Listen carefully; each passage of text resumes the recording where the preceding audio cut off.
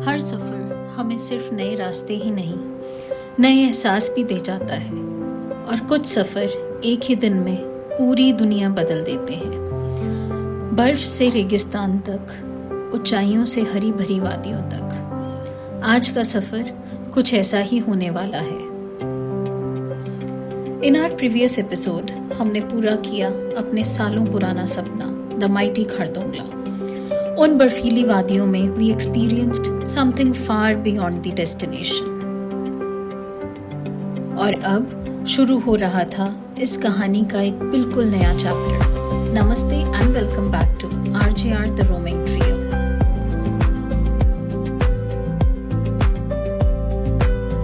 आज हम कंटिन्यू कर रहे हैं अपनी Ladakh journey the mighty Khardungla से नुब्रा वैली की खूबसूरत वादियों की तरफ। After starting the descent from Khardungla at 1 p.m, nearly after 2 hours, हम पहुंचे खलसर, नुब्रा वैली का एक बहुत छोटा सा विलेज, जहां हमने अपने लंच के लिए ब्रेक लिया। हाफ एन आवर यहाँ रुकने के बाद हमने स्टार्ट किया अपना नुब्रा वैली की तरफ का ट्रैवल। कुछ ही देर पहले जहां हर तरफ सिर्फ बर्फ ही बर्फ थी, अब पहाड़ों का रंग धीरे धीरे बदलने लगा था। स्नो कवर्ड शीट्स अब गोल्डन एंड ब्राउन माउंटेन्स को अपनी जगह दे रही थी। हर हेयर पिन बेंड, हर वैली और हर नया मोड़ जैसे लद्दाख की एक नई तस्वीर हमारे सामने खोल रहा था। और फिर शुरू हुआ इस सफ़र का सबसे सुकून भरा हिस्सा। ये सिर्फ एक रोड नहीं थी, ये आज़ादी का एहसास था। एक तरफ रंग बदलते पहाड़, दूसरी तरफ दूर तक फैली खामोश वादियाँ, और बीच से गुजरता ये खूबसूरत रास्ता, जैसे हर मुसाफिर को अपनी कहानी लिखने का मौका दे रहा हो। और कुछ ही देर के बाद शाम के नियरली 3:45 हम पहुंचे दिस्किट, नुब्रा वैली का सबसे पुराना और सबसे बड़ा गांव। लेकिन दिस्किट पहुंचते ही सबसे पहले जो चीज़ हमारी नज़रों को अपनी तरफ खींच लाई, वो थे पहाड़ों के बीच शान से खड़े 106 फीट ऊंचे मैत्री बुद्धा। शांत, भव्य और अपनी खामोशी में भी जैसे 1000 कहानियां समेटे हुए। It's a famous believe here. अक्सर दुनिया भर में बुद्धा जी का स्टैचू सिटिंग पोजीशन में या शयन मुद्रा में देखे जा सकते हैं। मैत्री बुद्धा को फ्यूचर बुद्धा के रूप में माना जाता है और कहा जाता है कि दिस्किट में उनकी ये मुद्रा जैसे वे ह्यूमैनिटी की मदद करने के लिए अगला कदम बढ़ाने को तैयार हों।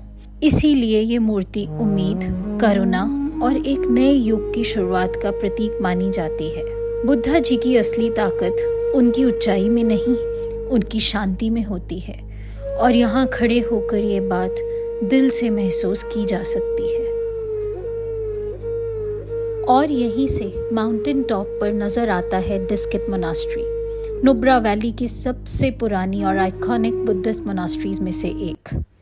हमने भी सोचा व्हाई नॉट इसे और क्लोज से एक्सप्लोर किया जाए, लेकिन उसके लिए 230 स्टेयर्स को क्लाइंब करना पड़ता है। हर स्टेप के साथ व्यू और भी खूबसूरत होता जाता है।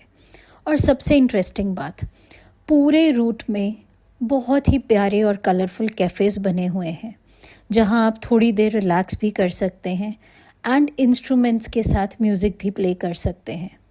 साथ ही माउंटेन स्लोप पर बने कलरफुल होम्स और चारों तरफ की सेरेनिटी इस जगह को और भी मैजिकल बना रही थी।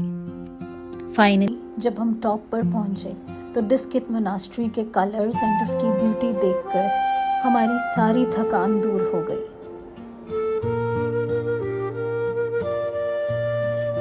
और उसकी विंडोज में से विजिबल था ब्रेथ टेकिंग व्यू, पूरा नुब्रा वैली जैसे एक पेंटिंग हो। नीचे बहती श्योक रिवर, दूर तक फैली वादियाँ और स्नो कैप्ड माउंटेन्स, सब एक ही फ्रेम में। सच, कैमरा इस ब्यूटी का सिर्फ एक छोटा सा हिस्सा ही कैप्चर कर पा रहा था। रियल व्यू इससे कहीं ज़्यादा मेस्मराइजिंग था।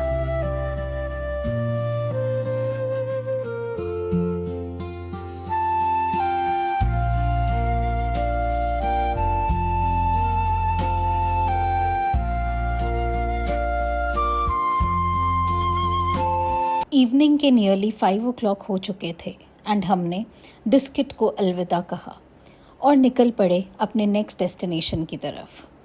लेकिन हमें बिल्कुल भी अंदाज़ा नहीं था कि आने वाले नेक्स्ट 40-45 मिनट्स हमें नेचर का एक और हैरान कर देने वाला रूप दिखाने वाले थे। मॉर्निंग में हम बर्फ़ के बीच खारदुंगला पर थे। नून में हरी भरी नुब्रा वैली हमारे सामने थी और अब इवनिंग होते होते as we were moving ahead terrain was changing to desert. सच में यकीन ही नहीं हो रहा था कि ये सब एक ही दिन में एक ही सफ़र का हिस्सा थे। हर नया मोड़ बस एक ही सवाल पूछ रहा था, आखिर लद्दाख में और कितने रंग छुपे हुए हैं। शाम के नियरली 5:45 हम पहुँचे हुंदर सैंड ड्यून्स पे, the famous land of double humped camels, also known as Bactrian camels. ये इतने शांत थे कि आप इनके बिल्कुल पास जा सकते हैं और इनके साथ फ़ोटोग्राफ्स भी ले सकते हैं। यहाँ कैमल राइड लगभग 500 रुपीज़ पर पर्सन से शुरू होती है। In case you are visiting तो लेटेस्ट रेट्स ज़रूर चेक कर लीजिएगा। और हम भी इस अनोखे एक्सपीरियंस को मिस नहीं करना चाहते थे। ज़िंदगी में पहली बार डबल हम्प्ड कैमल पर सफ़र करना अपने आप में एक यादगार एहसास था। और शाम को लद्दाखी फोक डांस ने इस जगह की खूबसूरती में एक और रंग भर दिया। नियरली 1.5 आवर एंजॉय करते हुए कैसे टाइम निकल गया पता ही नहीं चला।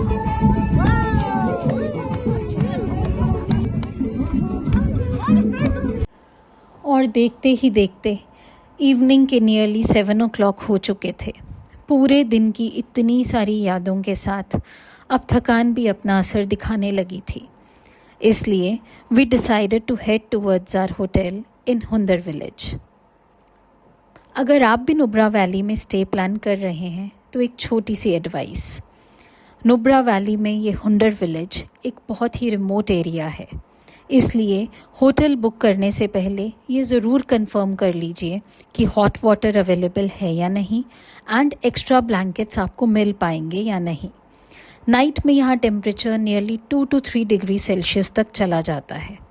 यहाँ पर कोई ज़्यादा मार्केट्स नहीं हैं, तो अपनी मेडिसिन्स जो आप शुरू से अपने साथ कैरी कर रहे हैं उसको अपने साथ हैंडी रखिए। हमारे स्टे के दौरान नाइट में यहाँ रेनफॉल स्टार्ट हो गया एंड टेम्परेचर काफ़ी ड्रॉप डाउन कर गया था। एंड फाइनली नाइट में जब हम बैठकर अपने पूरे दिन भर के सफ़र को याद कर रहे थे तो हमें यह एहसास हुआ कि आज का दिन सिर्फ एक रोड ट्रिप नहीं था, यह नेचर की एक फुल फ्लेश्ड मास्टर क्लास थी। मॉर्निंग में हम बर्फ़ में थे, फिर हमने हरी भरी वादियों को अपनी आँखों में बसाया एंड इवनिंग होते होते हम एक बहुत ही ठंडे डेजर्ट में डबल हम्प्ड कैमल्स के साथ खड़े थे। शायद दुनिया में बहुत कम जगह होंगी जहाँ एक ही दिन इतने अलग अलग रूप देखने को मिलते हों। और इसीलिए लद्दाख सिर्फ एक डेस्टिनेशन नहीं, एक एहसास है, एक ऐसा एहसास जो हर नए मोड़ पर आपको हैरान भी करता है और मुस्कुराने की वजह भी दे जाता है। और इसी एहसास के साथ हमने आज के इस बड़े ही यादगार दिन को यहीं अलविदा कहा। लेकिन हमारा सफ़र अभी ख़त्म नहीं हुआ था।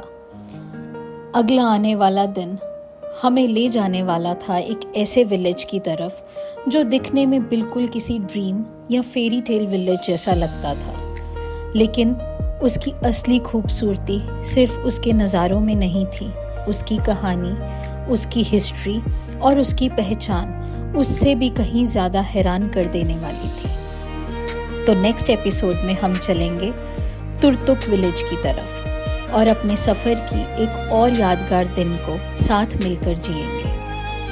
तब तक जुड़े रहिए RJR द रोमिंग ट्रियो के साथ। मिलते हैं नेक्स्ट एपिसोड में।